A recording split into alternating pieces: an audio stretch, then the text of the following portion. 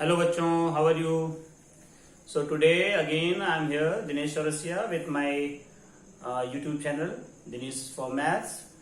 लेकिन आज मैं आपके लिए लेके आया हूँ क्लास 11th फिजिक्स का पहला चैप्टर डायमेंशनल एनालिसिस, या हम इसको बोलते हैं डायमेंशनल फॉर्मूला या एनालिसिस।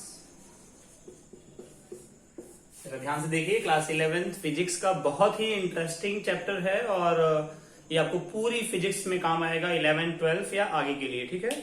और बहुत इजी है, आप सब ने यूनिट्स पढ़ा है, ठीक है। Metre, kilogram, second, ampere, kelvin, candela, mole, इन सब के बारे में आप जानते हैं, और बेसिक यूनिट्स और फिजिकल क्वांटिटीज के बारे में। तो यूनिट्स और dimensional both are related with each other, see how they are related, okay.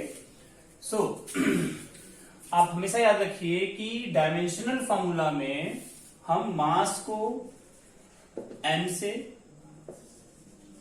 Length को कैपिटल L से और टाइम को कैपिटल T से रिप्रेजेंट करेंगे, ठीक है।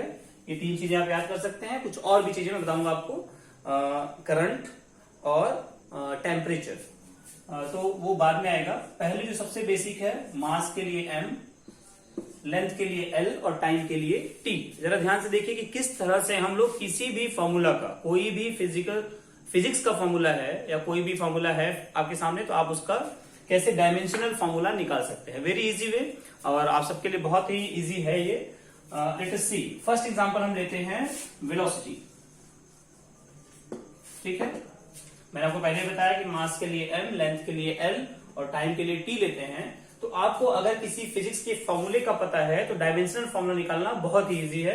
तो देखिए, वेलोसिटी होता है आपका डिस्टेंस अपॉन टाइम, ठीक है। हमें निकालना है डायमेंशनल फॉर्मूला, डिस्टेंस यानी कि लेंथ, लेंथ यानी कि L, T यानी कि टाइम, टाइम यानी कि T। देखिए, टाइम के लिए T और डिस्टेंस यानी कि लेंथ के लिए L ही यूज करेंगे। तो हमारे पास आ जाएगा L T पावर -1। और जब भी कभी आपके पास डायमेंशनल फॉर्मूला आएगा तो उसको आप हमेशा बड़े ब्रैकेट में रखेंगे, ठीक है। तो ये है हमारा डायमेंशनल फॉर्मूला, किसके लिए? वेलोसिटी के लिए। ये डायमेंशनल फॉर्मूला है, इसको आप लिख सकते हैं m0, L पावर 1 और T पावर -1, ठीक है। तो this is the dimensional formula. लेकिन डायमेंशन क्या है? 0, 1 और -1, ठीक है। इसको हम लोग बोलते हैं डायमेंशन, और ये है डायमेंशनल फॉर्मूला। एक और एग्जांपल लेते हैं, वेलोसिटी के बाद ले लेते हैं आपका force. F is equal to, आप सब जानते हैं कि F इज इक्वल टू होता है m into a, mass into acceleration, ठीक है। अब हमारे पास इसमें मास भी है और एक्सेलरेशन भी है। तो पहले क्या करते हैं, एक्सेलरेशन का फॉर्मूला आपके सामने निकाल कर देते हैं। एक्सेलरेशन होता है आपका, आप सब जानते हैं, rate of change of velocity upon time, यानी कि वेलोसिटी अपॉन टाइम, ठीक है। अब वेलोसिटी का मैंने पहले निकाला, यहाँ पे L t -1 अपॉन टाइम है, टाइम का t हो जाएगा। इसको हम लोग बोल सकते हैं L t -2। तो एक्सेलरेशन का क्या हो गया? L t -2। अब जरा देखिए, ये फोर्स का निकालना है, F is equal to m into a, mass का होता है m और एक्सेलरेशन का है L t -2। तो पूरा एक साथ मिला देंगे, m L t power -2। Force का डायमेंशनल फॉर्मूला आपको हमेशा याद होना चाहिए, m L t पावर -2, ठीक है। फोर्स का dimensional formula m L t power -2, क्योंकि बहुत सारे फॉर्मूलाज में ये डायरेक्टली यूज होगा, ठीक है। तो डायमेंशनल फॉर्मूला है m L t पावर -2, और डायमेंशन क्या है भाई? m पावर 1 L पावर 1, सो m पावर 1 L पावर भी 1 है, इसलिए 1 और ये -2। डायमेंशन क्या हो गया? 1 1 -2। कुछ और एग्जाम्पल लेते हैं। क्यों मैंने कहा कि फोर्स का आपको डायमेंशनल फॉर्मूला याद होना चाहिए? जरा देखिए, pressure P is equal to होता है फोर्स अपॉन एरिया। अब यहां देखिए, फोर्स का फॉर्मूला याद है, क्या है? m L t power -2। ये हो गया फोर्स का। और area means length into length, area of square, side into side, area of rectangle, length into breadth. तो इसमें लेंथ इंटू लेंथ मतलब लेंथ का स्क्वायर, एरिया का लेंथ स्क्वायर, वॉल्यूम का लेंथ क्यूब। अब हो जाएगा m L t पावर -2, और ये -2 ऊपर आएगा और यहाँ ऑलरेडी 1 है, तो इससे एक कैंसिल हो जाएगा, यहां बचेगा -1, ठीक है। m t power -2 upon L। इसको बोलेंगे M L minus one T minus two. ये है हमारा फोर्स का प्रेशर का डायमेंशनल फॉर्मूला। कुछ और देखते हैं। तो हमारा डायमेंशनल फॉर्मूला हो गया हमारे पास, वेलोसिटी हो गया, एक्सेलरेशन हो गया, फोर्स हो गया। मोमेंटम का देखते हैं। मोमेंटम P होता है आपका मास इंटू वेलोसिटी। मास होता है m, वेलोसिटी होता है lt माइनस वन, सो m l t power minus one. Dimensional formula m l t power minus one, और डायमेंशन क्या हो गया भाई, 1 1 माइनस वन। ठीक है, एक और देखते हैं। अभी प्रेशर हो गया, work done, force into displacement यानी कि F इंटू डी। तो फोर्स का मैंने आपको बताया था m l t power minus two into distance यानी कि लेंथ यानी कि l, तो m l square t power minus two. ये हो जाएगा डायमेंशनल फॉर्मूला आपका वर्क का। ऐसी कोई भी फिजिकल क्वांटिटी या कह सकते हैं फॉर्मूला वर्क का यूनिट क्या होता है, जूल। तो ऐसी कोई भी फिजिकल क्वांटिटी जिसका यूनिट है जूल, उसके लिए M L square T power minus two. जैसे काइनेटिक एनर्जी, पोटेंशियल एनर्जी, ठीक है, इन सब के लिए क्या हो जाएगा आपका फॉर्मूला, यही होगा, work energy, kinetic energy, potential energy. ठीक है, अब उसके बाद कुछ और टर्म्स हैं। आपकी पूरी फिजिक्स में बहुत ढेर सारे फॉर्मूलाज हैं, आप सारे फॉर्मूलाज का डायमेंशनल फॉर्मूला निकाल सकते हैं, लेकिन कुछ ऐसे भी फॉर्मूलाज हैं जो डायमेंशनलेस हैं। याद रखिए, उसको बोलते हैं डायमेंशनलेस फॉर्मूलाज, उसके डायमेंशन आप नहीं निकाल सकते। जैसे एक छोटा सा एग्जांपल है, फॉर्मूला आप आगे पढ़ेंगे, स्ट्रेन। स्ट्रेन होता है जब हम किसी चीज को खींचते हैं ऐसे, तो उसकी लेंथ बढ़ती है, फिर छोड़ने पे घट जाती है। तो डेल्टा एल अपॉन एल, ठीक है, जो लेंथ बड़ी वो और जो रियल लेंथ है वो। तो देखिए डेल्टा एल अपॉन एल है, तो लेंथ के लिए भी एल जो बढ़ा हुआ है, और जो रियल उसके लिए भी एल, तो ये आ जाएगा आपका जीरो। इसको हम बोलते हैं m power zero, l power zero, t power zero, यानी कि इसकी कोई डायमेंशन नहीं होगी। So this is called dimensionless unit. Okay, one more thing is there, you all know, आप सबने पढ़ा है म्यू, रिफ्रैक्टिव इंडेक्स। ठीक है, velocity of light in first medium, velocity of light in second medium, so unit. So v1 upon v2 we can say. So v1 मतलब velocity means lt power minus one ऊपर भी होगा और lt power minus to minus one नीचे भी होगा, तो cut के कुछ भी नहीं, यानी कि m power zero, l power zero और t पावर जीरो। तो आपका म्यू भी क्या है, डायमेंशनलेस क्वांटिटी है। स्ट्रेन क्या है, डायमेंशनलेस क्वांटिटी है। ऐसे कुछ और भी फॉर्मूलाज हैं जिनके डायमेंशन नहीं होंगे, ठीक है, लेकिन यूनिट होगा, जैसे स्ट्रेन लेंथ अपॉन लेंथ फिलहाल, ठीक है। और refractive index v1 upon v2, इसका भी डायमेंशन नहीं है। तो आपसे क्वेश्चन ये पूछता है एग्जाम में कि ऐसी यूनिट्स बताइए जिसकी डायमेंशन नहीं है, ठीक है। तो ये दो एग्जांपल्स हैं, और भी कुछ है, उनको आप ढूंढेंगे, ठीक है। मैकेनिकल एडवांटेज, आप सबने क्लास 10th में फिजिक्स में मशीन में पढ़ा था मैकेनिकल एडवांटेज।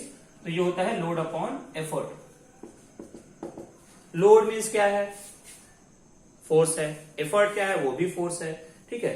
तो लोड और एफर्ट दोनों को काट देंगे सेम, तो फोर्स अपॉन फोर्स, यानी कि ये भी डायमेंशनलेस हो जाएगा, m power zero, l power zero, t power zero, ठीक है। तो कुछ और भी हमारे पास, हाँ, एक और है Q यानी कि चार्ज।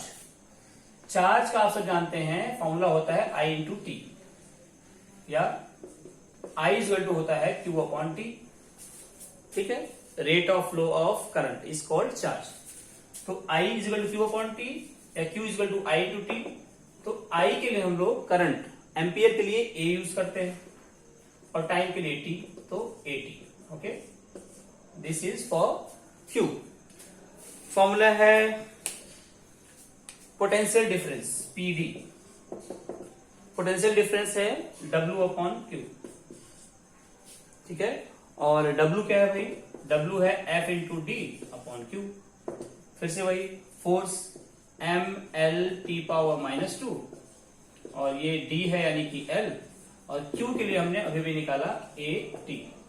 सॉल्व कर लीजिए, m l into l square, t power minus to यहां है और यहां से गया तो माइनस 3 और a power minus 1, m l square t power -3, a power -1, t power -2, और ये ऊपर गया तो -1 -3, ठीक है।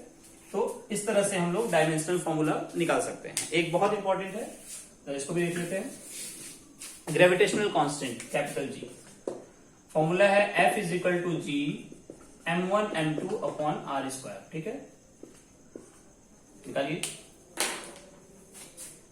F into R square upon m1 into m2 is equal to जी।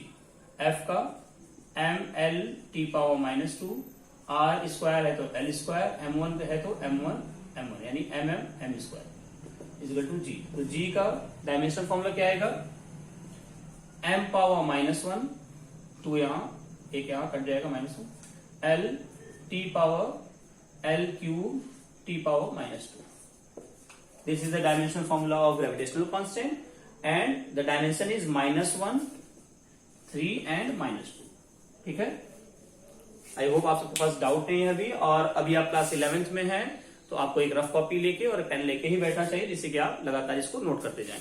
जहां पे भी आपको लगता है तो आप वीडियो को पॉज कर लीजिए और फॉर्मूलाज लिख लीजिए। ठीक है, हाँ, फॉर्मूलाज के बाद now we have angle. Angle को आप लोग लिखते हैं जैसे 20 डिग्री। ठीक है, 20 डिग्री। तो एंगल में 20 डिग्री आप यूनिट तो बोल सकते हैं, but it is a dimensionless quantity, इसकी कोई डायमेंशन नहीं होती। ठीक है, तो याद रखिए।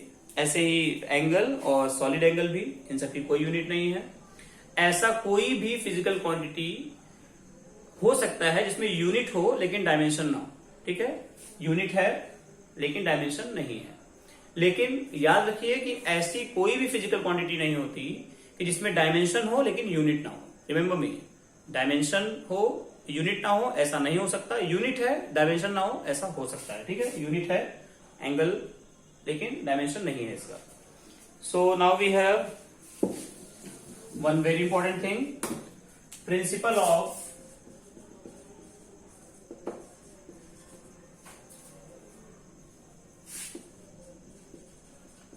होमोजेनिटी। स्पेलिंग थोड़ी गलत हो सकती है, उसके लिए माफ कीजिएगा। ठीक है, सो प्रिंसिपल ऑफ होमोजेनिटी क्या है, जरा ध्यान से सुनिए। जब भी हम कभी ऐड करते हैं दो यूनिट्स को, तो किलोग्राम को किलोग्राम में, मीटर को मीटर में, या लेंथ को लेंथ में, और वजन को वजन में ही ऐड करते हैं। क्या आपने कभी ऐसा सुना कि 2 किलोग्राम को 2 लीटर में ऐड कर दीजिए? नहीं सुना है। क्या आपने ऐसा सुना कि 2 किलोग्राम आलू को 5 किलोमीटर में ऐड कर दीजिए? नहीं सुना है। ठीक है, तो प्रिंसिपल ऑफ होमोजेनिटी क्या है कि आप दो सेम यूनिट या सेम डायमेंशन वाले फॉर्मूलाज को ही ऐड कर सकते हैं या माइनस कर सकते हैं। डिफरेंट को माइनस या प्लस नहीं कर सकते। हाँ, मल्टीप्लाई और डिवाइड का मैटर डिफरेंट है। ठीक है, जैसे अगर आपके पास a प्लस बी, दो फिजिकल क्वांटिटीज को ऐड करना है, दो यूनिट्स को ऐड करना है, तो इन दोनों a और b के डायमेंशन सेम होने चाहिए। ठीक है, अगर आप x plus Y is equal to Z कर रहे हैं तो ये तभी पॉसिबल है, या x minus Y equal to Z तभी पॉसिबल है जब x का डायमेंशन फॉर्मूला, y का डायमेंशनल फॉर्मूला और z का डायमेंशनल फॉर्मूला सेम हो। इसको याद रखिएगा। हाँ, मल्टीप्लाई और डिवाइड के मैटर में डिफरेंट हो सकता है। क्यों? क्योंकि अगर मान लीजिए आया आपका वेलोसिटी, वेलोसिटी आप लिखते हैं डिस्टेंस अपॉन टाइम, तो देखिए डिस्टेंस का एल लिखते हैं और इसको टी लिखते हैं, तो एल टी यानी एल टी माइनस 1। तो डिवाइड और मल्टीप्लाई का मैटर अलग है, लेकिन हाँ, प्लस और माइनस आप केवल और केवल तभी कर सकते हैं जब दोनों के या तीनों के या जितने भी हम लोगों ने यूज किए हैं इसमें फिजिकल क्वांटिटीज, उनकी यूनिट यानी कि डायमेंशंस सेम हो। ठीक है, सो this is called principal of homogeneity. इसकी डेफिनेशन आप बुक में लिख लीजिएगा और उसको लिख लीजिएगा। ठीक है, नाउ एक एग्जांपल लेते हैं प्रिंसिपल ऑफ होमोजेनिटी के लिए।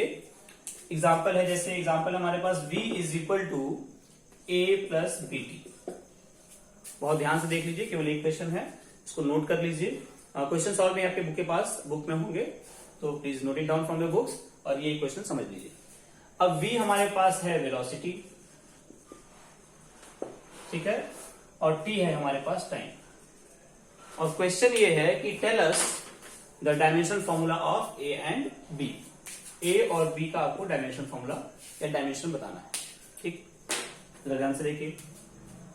मैंने आपको पहले बताया प्रिंसिपल ऑफ होमोजेनिटी में कि केवल और केवल तभी जो फिजिकल क्वांटिटीज ऐड होंगी जब उनके डायमेंशनल फॉर्मूलाज सेम होंगे। यानी क्या मतलब, जरा देखिए, v का डायमेंशन, a का डायमेंशन और पूरी bt का डायमेंशन सेम होगा, तो प्रिंसिपल ऑफ होमोजेनिटी अप्लाई करते हैं। तो डायमेंशनल फॉर्मूला या dimension of v will be equal to dimension of a। v means क्या है, वेलोसिटी, वेलोसिटी मतलब डिस्टेंस अपॉन टाइम, तो डायमेंशन ऑफ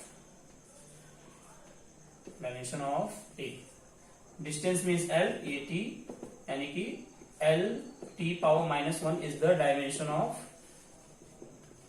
a। ठीक है, a का मिल गया। अब हमें b का निकालना है, तो फिर से वही dimension of bt is equal to dimension of v। v का डायमेंशन इसके या a को इसको बोल सकते हैं, a की वैल्यू निकाल चुके हैं, b नहीं पता है, निकालना है, t का पता है t, v का पता है lt -1, सो b का हो जाएगा lt-1 अपॉन t, यानी कि lt-2। ठीक है, तो इस तरह से आप प्रिंसिपल ऑफ होमोजेनिटी अप्लाई करके उन यूनिट्स के भी या उन मिसिंग टर्म्स के डायमेंशंस यानी कि यूनिट्स निकाल सकते हैं और इसको पुट कर सकते हैं वैल्यू और चेक कर सकते हैं कि सबके सब सेम आएंगे। इस पे और भी कई सारे क्वेश्चन है जो आपको बुक में मिल जाएंगे। ठीक है, तो till then you please practice and please like and comment my video, और अगर क्वेश्चन पूछने हैं तो कमेंट में भी आप क्वेश्चन पूछ सकते हैं। I will try my level best to reply. Thank you so much.